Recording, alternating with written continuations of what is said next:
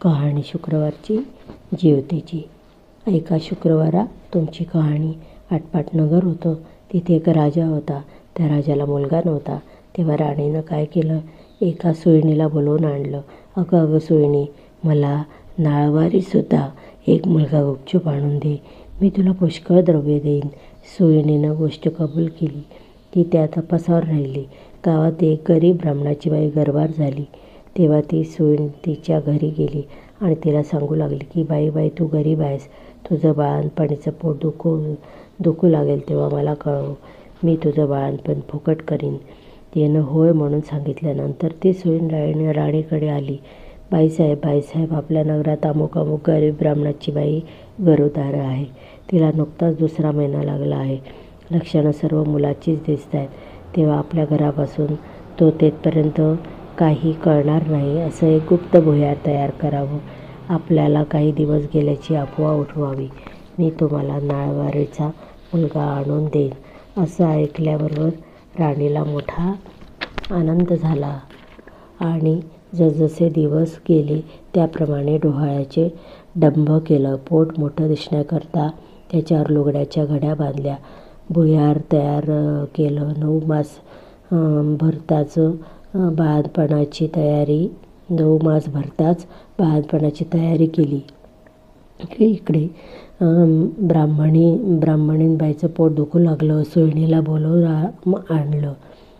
त्याबरोबर तुम्ही पुढं व्हा, मी येते म्हणून सांगितलं.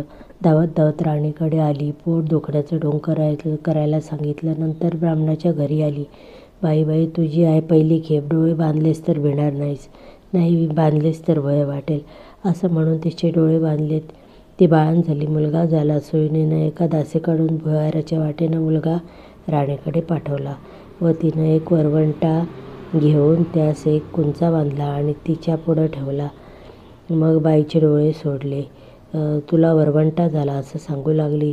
तिनं नशिबाला बोल लावले. मनामध्ये दुःखी झाली. सुईण निघून राजवाड्यात गेली.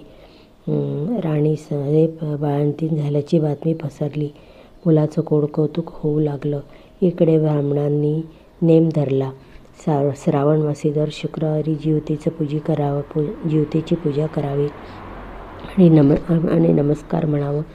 जय जीवती आई माते, जिथं माझं बाळ असेल तिथं खुशाल असो, असं म्हणून तिनं तांदूळ उडवावे.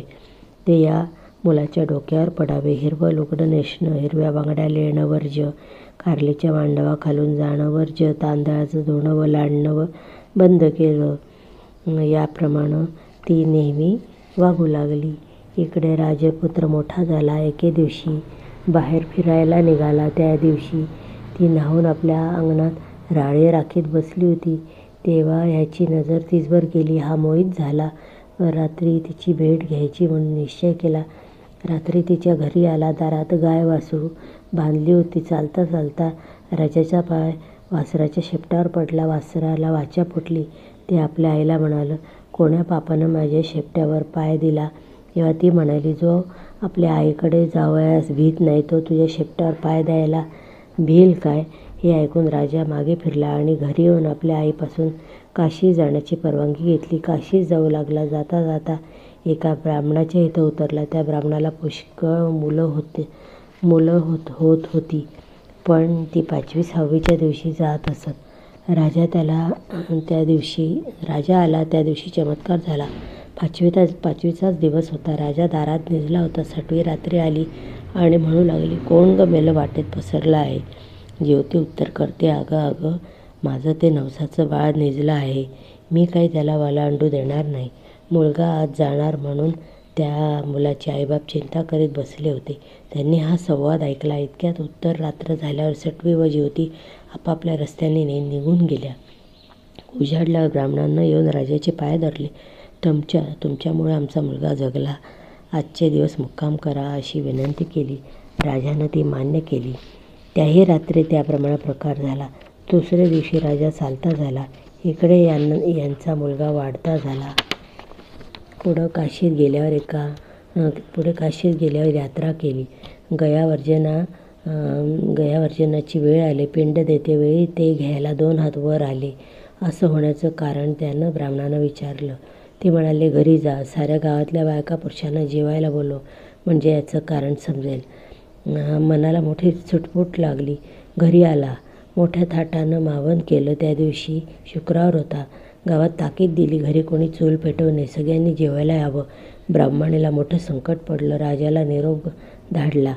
मला जिवितीचं व्रत आहे, माझे नेम पुष्कळ आहेत, ते पाळले तर जेवायला येईन. राजानं कबूल केलं. तिथं तांदळाचं धोणं होतं, ते काढून तिथं सारून त्यावरून ती आली. हिरव्या बांगड्या भरल्या नाहीत, कारल्याच्या मांडवाखालून गेली नाही. दरवेळेस जिथं माझं बाळ असेल तिथं खुशाल राहावं असं म्हणे. पुढं पानं वाढली. मोठा थाट जमला. राजानं तूप वाढायला घेतलं. वाढता वाढता ही ज्या पंक्तीत बसली होती तिथे आला. तूप वाढू लागला. ईश्वरी चमत्कार झाला. बाईला प्रेम सुटून पाना फुटला. तिच्या स्तनातून दुधाच्या धारा फुटल्या. त्या ह्याच्या तोंडात उडाल्या. तो हातची तपेली ठेवून रुसून निजला. काही केल्या उठेना. तेव्हा आई गेली. त्याची समजूत करू लागली. तो म्हणाला, असं होण्याचं कारण काय? तिनं सांगितलं, ती तुझी खरी आई, मी तुझी मानलेली आई, असे सांगून सर्व हकीकत सांगितली. नंतर भोजनाचा समारंभ झाला. पुढे त्यानं आपल्या आईबापास राजवाड्यानजीक मोठा वाडा बांधून दिला. त्यासुद्धा आपण राज्य करू लागल्या.